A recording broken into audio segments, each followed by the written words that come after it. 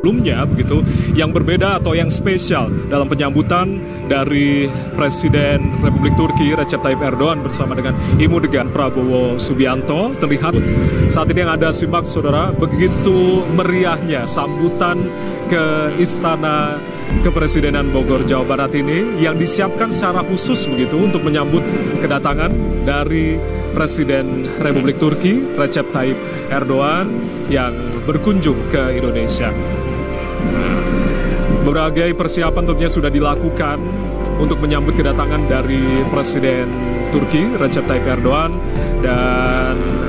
upacara ini akan berlangsung sesaat lagi. Kita lihat juga suasana di sekitar jalan masuk menuju ke Istana Kepresidenan Bogor juga dihiasi bendera Indonesia Turki, yang tentunya ini sebagai simbol persahabatan antara kedua